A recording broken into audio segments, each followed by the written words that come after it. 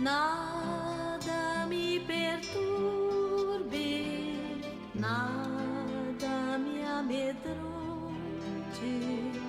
tudo passa, a paciência tudo alcança.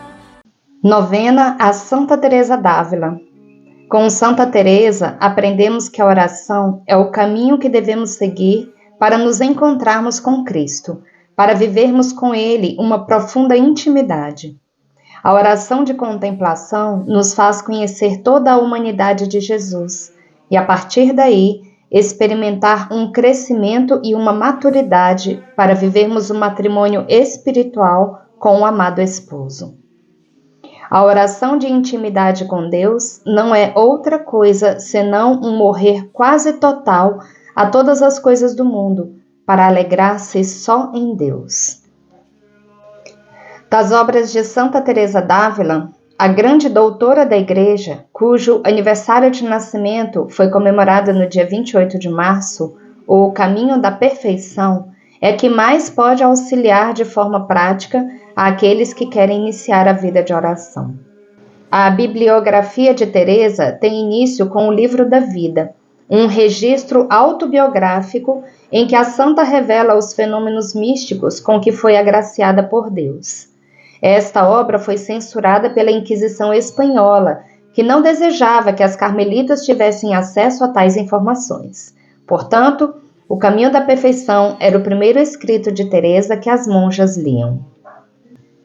Tomando por base os estudos históricos e a sua própria autobiografia, sabemos que Teresa d'Ávila foi a segunda filha de uma família de origem judaica, que, porém, fazia questão de esconder sua conversão ao catolicismo.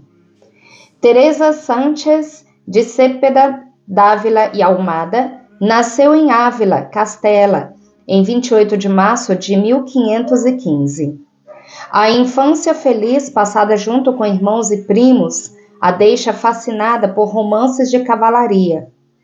Após a morte em batalha de seu irmão mais velho, Giovanni, em 1524, e a perda de sua mãe, Beatrice, a jovem foi enviada para estudar no mosteiro agostiniano de Nossa Senhora das Graças. Ali foi atingida por uma primeira crise existencial.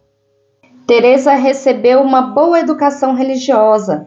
Quando era criança, sua brincadeira favorita era brincar de fundar mosteiros, o que é quase profético, porque é o que ela fará quando adulta. Ela gostava também de meditar sobre a vida eterna com seu irmão Rodrigo. A ideia da eternidade entusiasmou de tal forma as duas crianças que elas decidiram fugir de Ávila e entregar-se aos mouros para serem degolados como mártires. Chegaram, porém, tão somente ao portão da cidade, onde foram encontrados pelo tio e levados de volta à casa paterna. Esse episódio mostra que ela teve uma infância acalentada por ideais religiosos. Teresa, no entanto, adquiriu de sua mãe o mau hábito de ler livros de romance. Com isso, ficou vaidosa e acabou se envolvendo em namoricos com um primo. Quando o pai descobriu, não titubeou. Colocou-a num convento de agostinianas, o que lhe serviu de correção.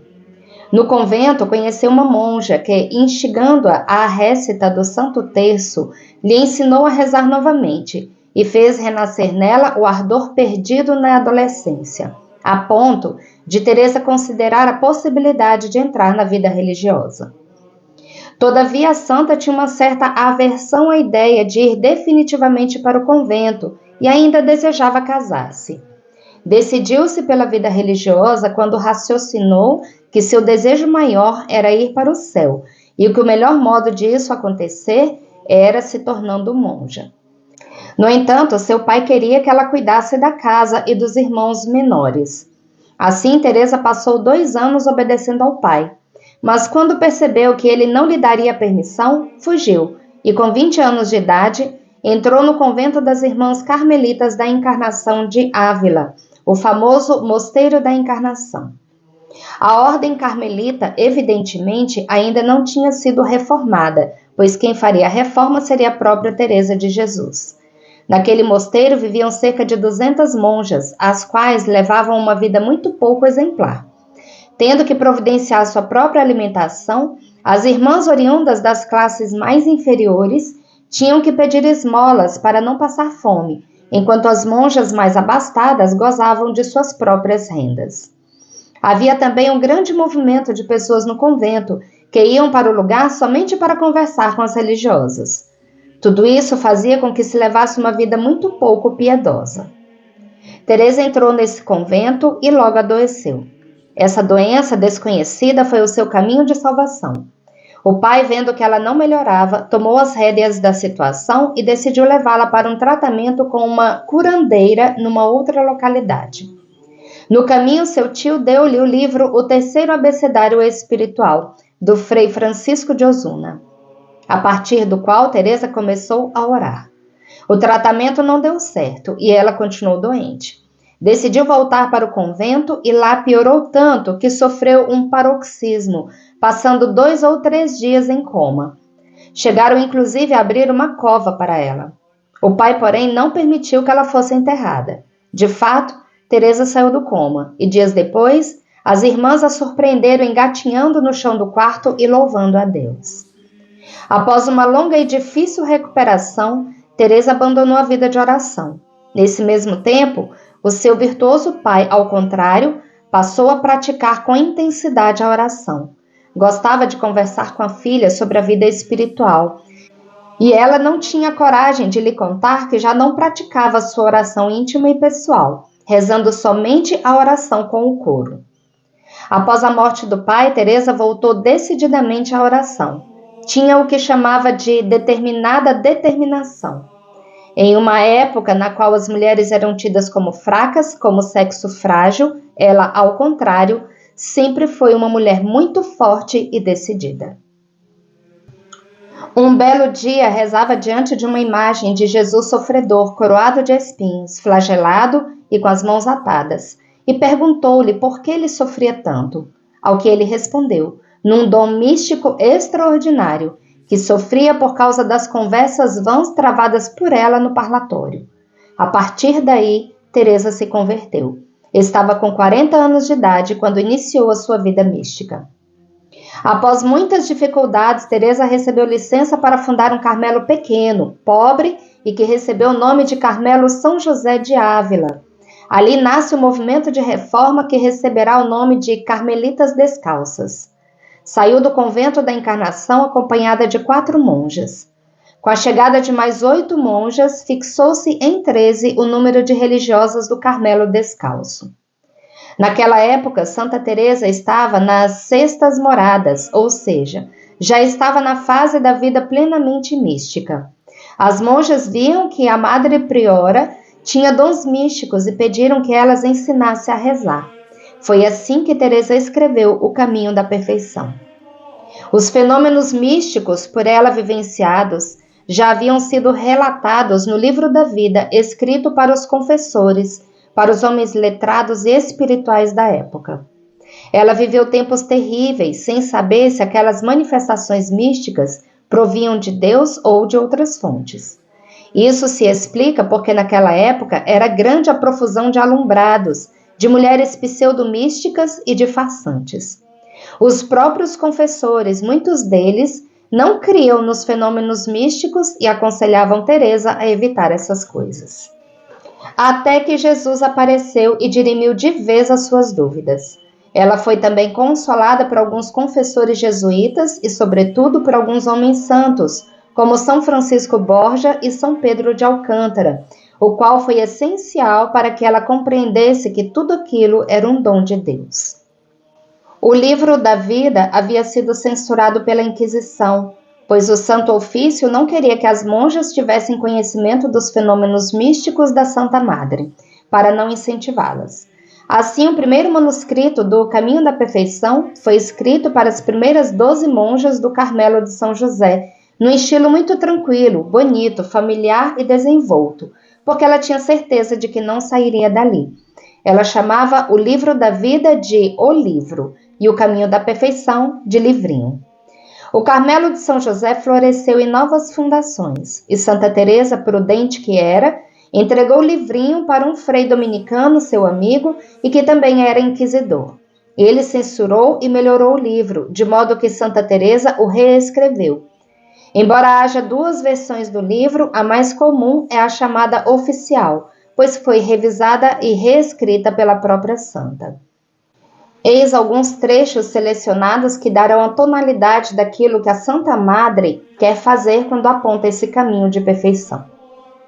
Diz Santa Teresa: nesta ocasião tive notícias dos prejuízos e estragos que faziam os luteranos na França e o quanto ia crescendo esta desventurada seita. Deu-me grande aflição e, como se pudesse ou valesse alguma coisa, chorava com o Senhor, suplicando-lhe para remediar tanto mal. Parecia-me que 1000 vidas daria eu para a salvação de uma só alma das muitas que ali se perdiam. Santa Teresa vive num tempo de tumulto para a Igreja, como os atuais. Em sua época não havia protestantismo e, de repente, ela recebe a notícia de que países inteiros estavam deixando a Igreja Católica. Concomitantemente, outros fatos ocorriam e a deixavam perplexa, principalmente a descoberta da América, um continente todo para ser evangelizado, e a necessidade de se chegar primeiro que os protestantes. O que Teresa faz para ajudar a Igreja? Diante da situação do mundo, ela num Carmelo paupérrimo, vivendo de esmolas e preocupada com o futuro da Igreja, diz: sendo mulher e ruim, senti-me incapaz de trabalhar como desejava para a glória de Deus. Tendo o Senhor tantos inimigos e tão poucos amigos, toda a minha ânsia era e ainda é que ao menos estes fossem bons. Ela sabia que nada podia e nada valia diante da situação do mundo e tinha noção do que significava a vida eterna, por isso pensava na salvação das almas. Determinei-me então a fazer este pouquinho ao meu alcance, que é seguir os conselhos evangélicos com toda a perfeição possível e procurar que estas poucas irmãs aqui enclausuradas fizessem o mesmo. Teresa chegou à conclusão que para salvar a Igreja deveria ser santa, seguindo os conselhos evangélicos, pobreza, obediência e castidade, com toda a perfeição possível.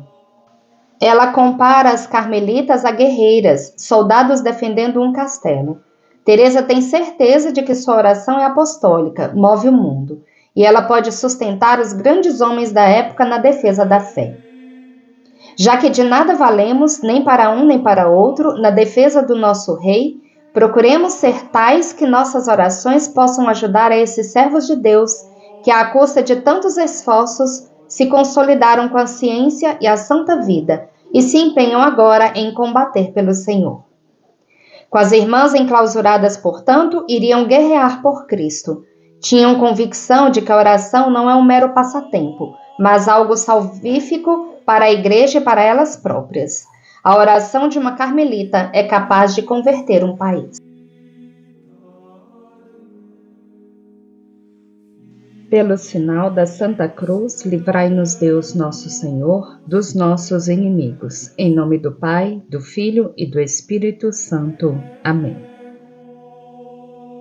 Vinde, Espírito Santo, vinde por meio da poderosa intercessão do Imaculado Coração de Maria, vossa amadíssima esposa. Vinde, Espírito Santo, vinde por meio da poderosa intercessão do Imaculado Coração de Maria, vossa amadíssima esposa.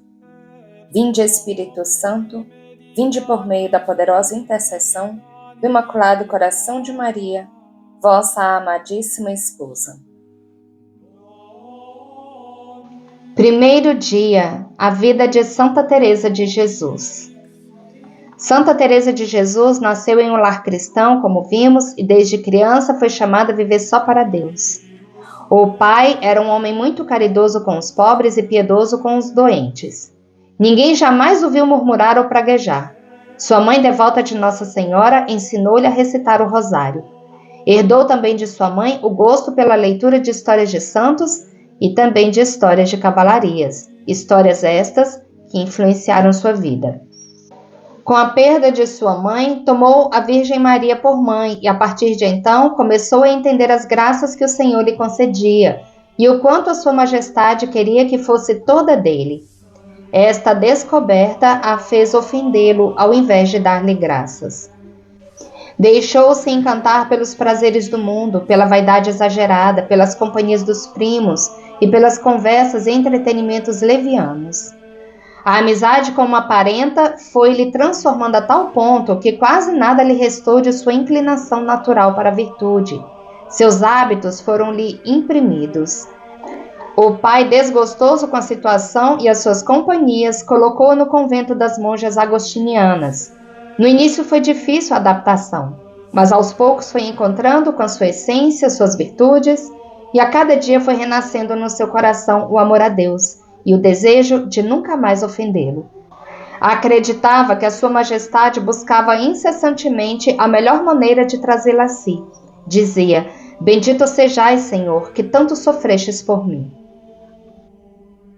Vossa sou, pois me criastes, vossa porque me remistes, vossa porque me atraístes, e porque me suportastes e me salvastes por fim. Que mandais fazer de mim? Reflexão. Santa Teresa experimentou o bem e o mal. Quis ser mártir, depois eremita e, ao descobrir sua vocação, ser toda de Deus. Preferiu fugir buscando os prazeres do mundo, a vaidade, as más companhias. E eu? Assumo minha vocação acolhendo as verdades de Deus ou me escondo nas coisas que dão prazer à minha carne?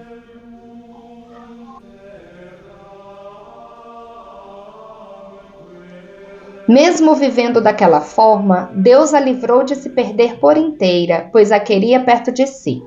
Santa Teresa se abriu ao toque de amor de Deus, à sua misericórdia, desejando não mais ofendê-la. E eu? Abro-me sem reservas a esse toque de amor de Deus?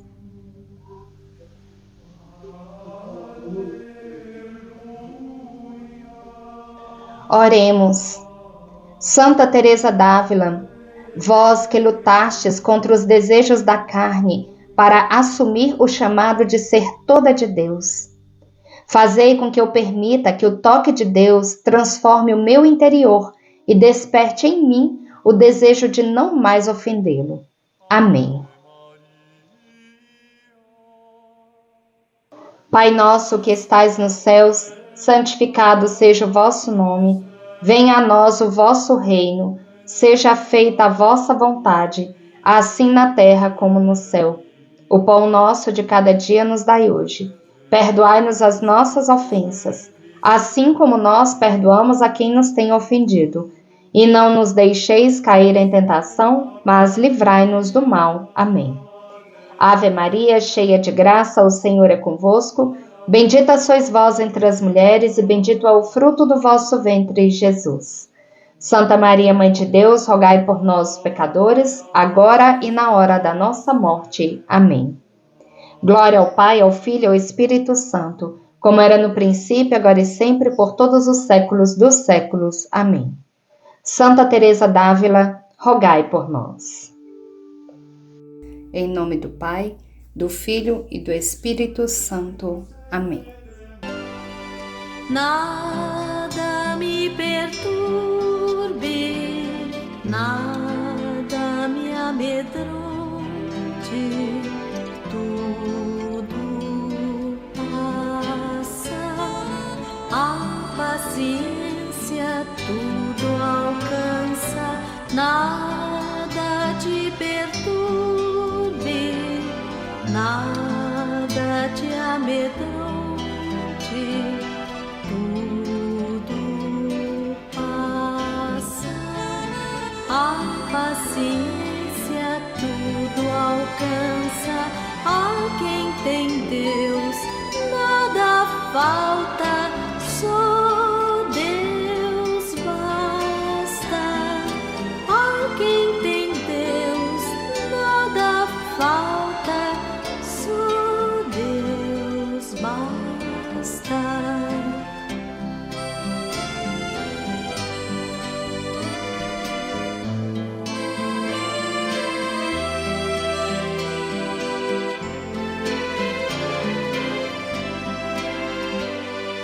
Nada me perturbe, nada me amedronte,